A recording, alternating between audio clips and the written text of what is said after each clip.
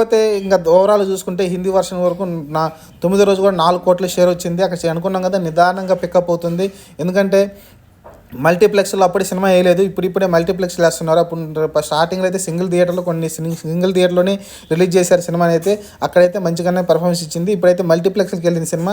Mouth talk కూడా ఎక్కువ పెరిగింది కాబట్టి ఈ సినిమాని అయితే చూడడం మొదలెట్టారు. 9 రోజున 4 కోట్ల షేర్ అంటే ఇంకా ఉండగా అయితే ఇంకా పెరిగే అవకాశం అయితే కనిపిస్తుంది.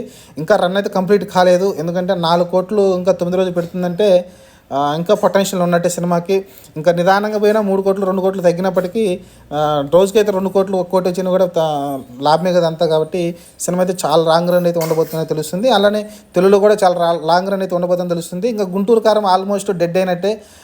చూద్దాం, మరి డెడ్ అనకూడదు, ఎందుకంటే స్టార్టింగ్ రివ్యూలు కూడా అలానే అనుకున్నాం కదా, సినిమా బాగలేదు అనుకున్నాం. ఇప్పటికే దానికి కట్టుబడి ఉండాల్సిందే. ఎందుకంటే నాగవంశ గారు వచ్చేసి మీటింగ్ పెట్టినప్పటికీ సినిమా కథ మారదు. అలానే దాంట్లో ఉన్న